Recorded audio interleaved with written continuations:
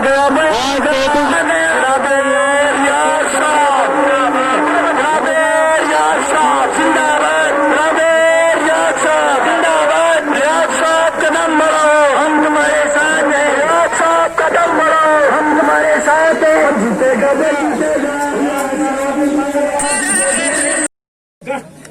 में डाल दिया जो गठ हेडक्वार्टर से 40-45 किलोमीटर दूर वाका है। और यहाँ जोधपुर आपके साथ में जो 2 किलोमीटर दूर है, जोधपुर आपके साथ में जो 5-7 किलोमीटर दूर है, उसको यहाँ से काट के 40 किलोमीटर गुन्ना के साथ लगा दिया। कितनी बड़ी नाइंसाफी है। इसकी वजह है कि ये हम लोगों को यहाँ की रिवायत को तकसीम करना चाहते हैं, जिसका मुकाबला यहाँ की बाशूर कौम ने 1985 से लेके 1996 तक तगड़ा किया। जो आपने जाना यहाँ मिलिटेंसी आप लोगों ने सही, वो हमने आपसी भाईचारे की यकजहती की वजह से सही। जिस भाईचारे को आज काफी कोशिश की जा रही है तोड़ने की, जो आप देख रहे हो कौन तोड़ रहा है, इसके आप गवाह हो, इसके आपकी आंखें गवाह हैं, ये कौन तोड़ रहा है। लिहाजा इन फिरका परस्त ताकतों को आपने 13 तारीख अपने मोहर लगाकर जवाब देना है कि हम आपको हमेशा के लिए दफन कर देंगे। यही तवक्को और उम्मीद है आपसे। रहा सवाल हमारा, हम कुछ सरपंच हजरात यहाँ आपके सामने हैं जो किसी पार्टी से मुंसलिक लोगों की खिदमत के लिए हैं, लेकिन हमने ये समझा, अपने लोगों से बातें की, जमीनी हालात को जानने की कोशिश की, जांच की कोशिश की, तो नतीजा निकला कि आप सभी हजरात गुलशना आरा को अपना नुमाइंदा मुकर्रर करने वाले हैं और अपना डीडीसी चेयरमैन बनाने वाले हैं, जिसका हम आपका पहला चुनाव निशान कांग्रेस पार्टी का हाथ है। और हमने भी फैसला किया, जितने भी हम सरपंच हैं इस गढ़ कॉन्स्टिट्यूंसी में, सिवाय 2-3 सरपंच के जो शायद मौके पर उस वक्त नहीं,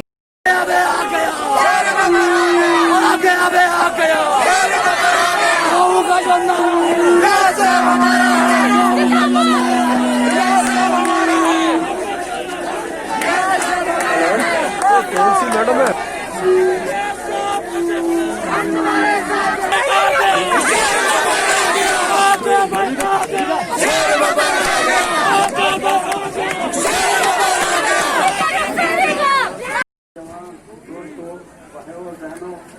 सबको आदाब और सलाम पेश करता हूँ। अब ज्यादा बताने की जरूरत नहीं है, ने जो बताए हमारा इत्तेफाक उसी से है। सर्वे का एक इतिहाद है, हम किसी पार्टी से नहीं हैं, लेकिन हमने एक फैसला लिया तमाम सर्वे में हम इस वक्त किसे होकर इस रियाज साहब की मिसिस को वोट करेंगे और इसको कामयाब बनाएंगे। पार्टी लेवल पर नहीं है, हमारा एक एसोसिएशन है, का हमारा हिदायत है, हम किसी पार्टी से ताल्लुक नहीं रखते हैं। अलबत्ता इस वक्त वक्त की जो जरूरत है वो हमें बताते हैं कि हमें इकट्ठा होकर एक साइड जाना है। हमने हमारी कोशिश। अस्सलाम वालेकुम नाज़रीन, चुनाव टीवी डोडा में आपका खैर मकदम है। जैसे कि आप देख रहे हैं इस वक्त इलेक्शन डीडीसी इलेक्शन की काफ़ी गर्मा गर्मी है। यहाँ पे खड़े हैं इस वक्त कोटी साहब, इनसे भी हम बात करेंगे कि आखिर किस पार्टी की जीत होगी। और यहाँ पे काफ़ी सारे लोग हैं, काफ़ी सारी भीड़ है, इनसे भी हम बात करना चाहेंगे। सर आपका शुभ नाम? सर आप बताइए थोड़ा, जो आगे डीडीसी के इलेक्शन होने जा रहे हैं, तो क्या कहना चाहेंगे आप लोगों को, किस किस्म की राय आपकी लोगों को? मेरी राय यही होगी कि अगर ये जो पिछले 7 साल में तबाही बर्बादी हुई इलाकों के लोगों की, अगर इससे निजात पानी है तो वापस सब मिलजुल कर तमाम हिंदू मुस्लिम भाई इत्तेहाद बनाकर कांग्रेस पार्टी को वोट दें, ताकि जो तामीर और तरक्की का दौर उन्होंने 2005 से 10-12 तक जो देखा था वो फिर से देख पाए। सर ये रिजर्व वार्ड ही क्यों चुना गया? ये कुछ इससे कोई सियासी साजिश की बू आती है मुझे, जो ये रिजर्वेशंस हुई प्लानिंग के तहत। और बड़े अजीब बात है कि जिस दिन ये रिजर्वेशन की नोटिफिकेशन निकली, उस दिन 1 घंटे 2 घंटे में 2 अलग नोटिफिकेशंस निकली। पहले जो निकली उसमें ये जो घट वाली कॉन्स्टिट्यूएंसी है, ये जो मतलब डोडा घट वाली, ये ओपन थी, इट वाजंट रिजर्व्ड। फिर पता नहीं क्या दबाव हुआ इंतजामिया पर, फिर वो रिजर्वेशन चेंज कर दी गई। मरमत पहले रिजर्व था, फिर उसको ओपन कर दिया गया दूसरी नोटिफिकेशन, और इसको रिजर्व किया। कोई सियासी दबाव टाइप होगा। सर आए दिन हर दिन किसी न किसी वजह से हर किसी मतलब रोड पे नुकसान होता है, एक्सीडेंट होते जा रहे हैं। 20 साल कबल 30 साल कबल पहले से ये रोडों का काम होता जा रहा है, लेकिन आखिर ये अंजाम तक क्यों नहीं पहुंच रहे हैं? आप देखना चाहिए भारत रोड, घाट रोड या दूसरे कई सारे रोड से। सही सवाल। 2 वजह है इसकी। पहली ये कि जो इन सड़कों की असली बर्बादी, असली तबाही जो हुई, वो पिछले 7 सालों में होगी, क्योंकि मेंटेनेंस नहीं की गई, रिपेयर नहीं की गई। उससे पहले ये सड़कें कुछ हद तक ठीक ही थी। दूसरी वजह ये है कि माउंटेन टेरेन है, पहाड़ी इलाके हैं, बर्फबारी, बारिश, लैंडस्लाइड्स एक कॉमन फिनोमेना है। बट बेसिक जो बर्बादी की वजह है वो बीजेपी की जो सरकार 7 साल से दिल्ली से यहाँ तक अभी भी है, उन्हीं का गवर्नर है, उन्हीं की यूनियन टेरिटरी है। बेसिक ये लोग जिम्मेदार हैं, इन्होंने इन चीजों पर ध्यान नहीं दिया। सिर्फ हिंदू मुस्लिम को बांटकर हुकूमत करने की राजनीति चल रही है। सर कांग्रेस सरकार में डेली वेजर वगैरह वगैरह जो लगाए गए थे, नीड बेसिस पे लगाए गए थे, तो आज जो बीजेपी सरकार है, हुक्मरान सरकार जो आज है, आज इनको क्यों निकाला जा रहा है? ये क्या वजह है सर? देखिए, हर सरकार का एक एजेंडा होता है, एक पॉलिसी होती है। हमारी जो सरकार थी उसकी पॉलिसी थी ओपनली कि हमने ज्यादा से ज्यादा मुलाजमत, एम्प्लॉयमेंट जनरेट करनी है, गरीबों को रोजगार देना है। इस सरकार का पिछले 7 साल से साफ नजर आ रहा है कि इनकी पॉलिसी है कि जो बेचारे जिनके पास कुछ रोजगार है उनसे वो रोजगार भी छीन लिया जाए, उनकी मुलाजमतों पर सवालिया निशान खड़े कर उनको निकाल दिया जाए। हालांकि कोई बड़े मुलाजिम नहीं, छोटे डेली वेजर हैं बेचारे, कोई नीड बेसिस वाले हैं, मामूली सी तनख्वाह पे अपना घर बार बेचारा गुजारा करते हैं। बीजेपी की पॉलिसी है उनको भी निकालकर शायद उनसे भीख मंगवाना चाहते होंगे। लोग फाका कशी के शिकार हो रहे हैं। आप मुलाजमों की बात कर रहे हैं, मजदूर लोग भी, मुलाजमों की बात छोड़ें, वो तो बड़ी बात है। मजदूर बेचारे जो ये नरेगा का काम करके अपने बच्चों का पेट पालते हैं गाँव में, नरेगा की मजदूरी, जाके इनसे पूछिए, इनको पिछले 4-4, 5-5 साल की मजदूरी नहीं मिली है। ये हाल है बीजेपी की हुकूमत का। सर अगर कांग्रेस पार्टी जीत जाएगी इस वक्त, तो क्या रवैया रहेगा सर आपका लोगों के साथ? देखें, सबसे पहले ये समझना होगा कि ये डीडीसी का इलेक्शन है। हम एक यूनियन टेरिटरी में रहते हैं। बहुत बड़े वादे में तब कर देता, दावे कर देता, अगर ये पहले तो स्टेट होती, असेंबली का इलेक्शन होता और हमारी सरकार बन जाती जो फुल कमांड में होती, चीफ मिनिस्टर, एमएलए जो भी। फिलहाल तो बीजेपी ने वो हिंदू और मुसलमानों से हक ही छीन लिया अपना नुमाइंदा चुनकर उसको लेजिस्लेटिव पावर देने का, क्योंकि बीजेपी ने तो बिहार और यूपी से लाकर एक हुक्मरान को यहाँ का एमएलए भी, चीफ मिनिस्टर भी, गवर्नर भी, सबकी पावर उसको दे रखी है, जिसका इस इलाके से कोई ताल्लुक ही नहीं है। तो अगर स्टेट हो, हमारी सरकार बनेगी, तो इंशाल्लाह जो बन पाएगा वो किया जाएगा। और आज अगर डीडीसी के इलेक्शन में इंशाल्लाह हमारी कैंडिडेट्स, इंशाल्लाह मुझे पूरी उम्मीद है कामयाब होंगे, ये होंगे, तो मेरी तरफ से तो उनको मैं यही कहूंगा, जीतने वाले कैंडिडेट्स जो होंगे, कि जिस भी फोरम पर मुमकिन हो, जितना हो सके इन गरीब गुरबा लोगों की आवाज को दूर से दूर तक पहुंचाएं। सर एक सवाल मेरा आपसे और रहेगा, जो मेडिकल कॉलेज इस वक्त घाट में उसकी जो तामीर हो चुकी है, अभी हो रही है, अभी हो चुकी नहीं, हो चुकी है, ऐसा ही आप समझे, तो उसमें उस वक्त एक ऐलान किया गया था कि अच्छे से अच्छा रोजगार और मुआवजा मिलेगा, लेकिन नहीं किसी को मुआवजा मिला, ना ही किसी को रोजगार मिला, और कुर्बानी भी लोगों ने दी है। तो इसके बारे में आपका क्या मरकजी सरकार से क्या बात होगी? मैं तो ये कहूंगा, देखिए, इस सरकार से पहले किसी को कोई उम्मीद ही नहीं है। कहा उसको जाता है जिससे कोई उम्मीद हो कि ये कुछ करेंगे। इस बीजेपी की सरकार, पार्टी, इन सब का लोग अब तसल्ली हो चुकी, तंग आ चुके, इसलिए अब डिमांड भी करनी बंद कर दी लोगों। उनको पता है ये तामीर और तरक्की की कोई बात करते नहीं है जमीनी सतह पर। माइक पे तो बड़े बड़े भाषण देते हैं, ये वो डेवलपमेंट, जमीनी सतह पे ये सिवाय हिंदू मुस्लिम डिवीजन के, कम्युनल पॉलिटिक्स के तीसरा कोई कार्ड नहीं है इनका। अगर कोई सुनने वाला हो हम गरीबों की। सर हिंदू मुस्लिम पे मुझे बात याद आई, ये जो बीजेपी कोई कार्यकर्ता था, कारकुन था, उनने कहा था कि हम इनको जय श्री राम पढ़ाएंगे। मेरे भाई कोई कार्यकर्ता नहीं था छोटा, बीजेपी का स्टेट प्रेसिडेंट था।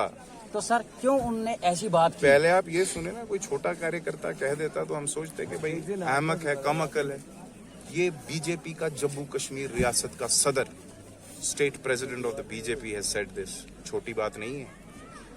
मतलब खुलेआम, मैंने अभी कहा, हिंदू मुस्लिम पॉलिटिक्स डिवीजन।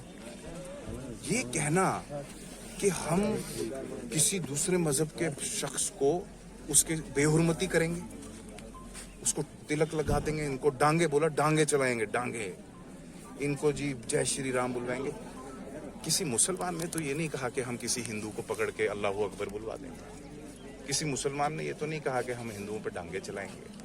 ये जम्मू कश्मीर भाईचारे की रियासत रही है, आज भी है।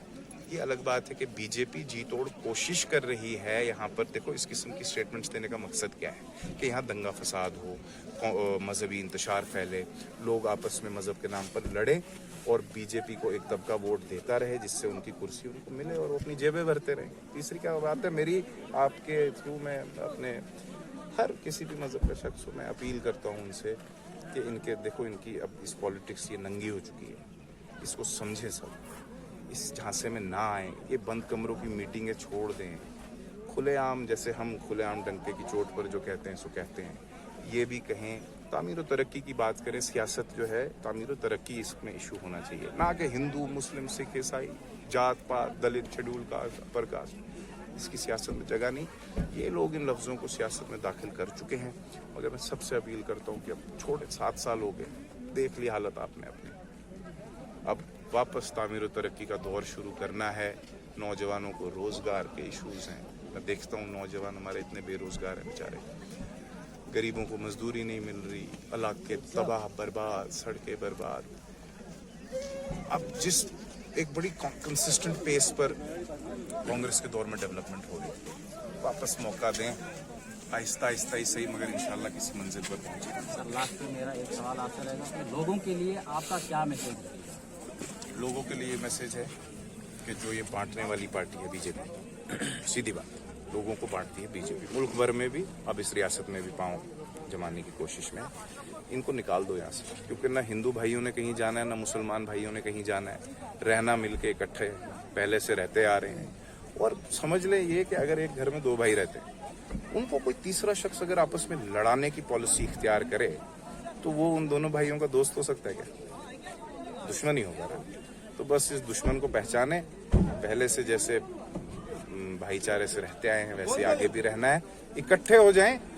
इस कम्युनल पार्टी को छोड़कर, इस फसाद वाली पार्टी को छोड़कर किस जो भी पार्टी आपको पसंद आए वोट दे दें। मैं तो कहूंगा एज ए कांग्रेस का कार्यकर्ता हूं, मैं तो कहूंगा कांग्रेस को दे। हम पसंद नहीं है, कम से कम किसी कम्युनल पार्टी को वोट दें। बहुत बहुत शुक्रिया। और कोई सवाल? Thank you. तो ये थे उर्फी साहब, इनसे हमने बात की, इनसे हमने बात की। तो बने रहिए आप चुनाव टीवी जोड़ा के साथ।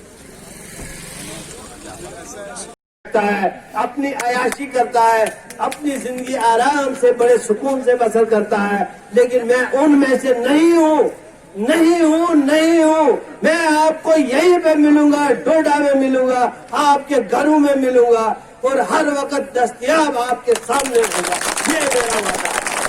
इलेक्शन यहाँ से लड़ रही है, आपकी जो मिसेस है वो लड़ रही हैं, तो क्या रणनीति रहेगी आपको इलेक्शन को लेकर? हमारा यहाँ से डीडीसी चुनाव लड़ने का एक ही मकसद है कि यहाँ की गरीब आवाम को जो बिल्कुल पसमानदा है और काफ़ी देर से उनको कोई पूछ नहीं रहा है, लेकिन मेरी एक दिली ख्वाहिश थी कि मैं यहाँ मौका मुझे मिला है, मैं डीडीसी चुनाव में खड़ा अपनी मिसेस को किया है, लेकिन मैं खुद भी करना चाहता था। लेकिन यहाँ बदकिस्मती से कि ये सीट ख़वातीन को मिली, लेडीज़ सीट मिली है, तो मैंने सोचा कि मैं काफ़ी देर से तैयारी कर रहा था इस चीज़ के लिए, तो मैंने सोचा कि मैं अपनी मिसेस को खड़ा करूं और इसी से मैं अपनी गरीब जनता की खिदमत करूं। सर, आप अगर डीडीसी इलेक्शन जीत जाते हैं तो आप होंगे, आपकी मिसेस होंगी डीडीसी? डीडीसी नाम तो मिसेस का ही है, लेकिन काम मेरा रहेगा। क्योंकि वुमेन जो रिजर्व सीट थी वो इसीलिए थी कि वुमेन्स अपलिफ्टमेंट हो और वो सोसाइटी में आए। लेकिन हमारा यहाँ एरिया है जो डोडा कॉन्स्टिट्यूंसी है, इसमें कोई भी लेडी, क्योंकि यहाँ लेडीज़ को आगे निकलने आज तक नहीं दिया है, तो इसके काबिल कोई भी लेडी नहीं थी। अगर कोई होती तो हम ज़रूर उसको सामने लाते और सामने लाने की कोशिश करते, लेकिन बदकिस्मती ये रही कि यहाँ कोई लेडी ऐसी नहीं निकली। सर 2 सीटों पर गुपकार अलायंस चल रहा है, लेकिन यहाँ पर गुपकार अलायंस क्यों नहीं देखने को मिला? यही तो हमारी बदकिस्मती है, हम लोगों की बदकिस्मती है कि अलायंस, गुपकार अलायंस तो चल रहा था, लेकिन काफ़ी कोशिश के बावजूद, बहुत कोशिश हमने की, हमने मैंडेट को काफ़ी डिले करते हुए बहुत ज़्यादा ही कोशिश की कि हम उस कोशिश में नाकाम हो गए।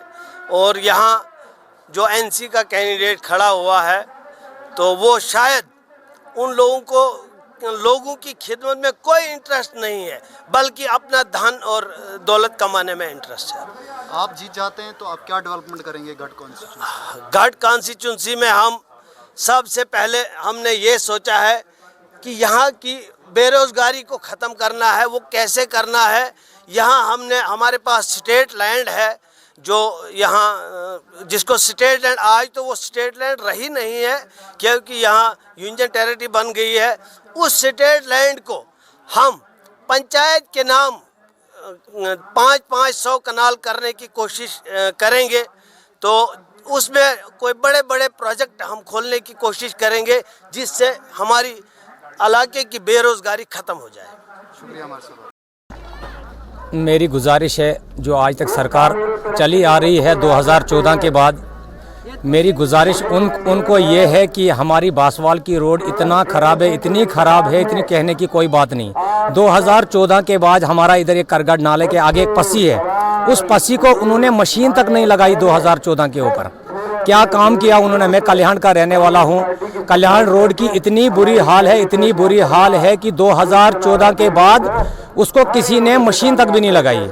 हम लोग इतने मजबूर हुए हैं, कहने की कोई बात नहीं। हमारी उस रोड की इतनी खस्ता हालत है, कहने की कोई बात नहीं। गाड़ियाँ चलना तो छोड़ो, उस रोड पे तो खच्चरें भी चलने के लिए मजबूर है। तो इलेक्शन है, वोटिंग है, तो आप किसको वोट करेंगे? जो कि सर हम वोट करेंगे गुलशन आरा को, जो गढ़ से हमारा कैंडिडेट है। कांग्रेस की तरफ से हम उनको वोट करेंगे।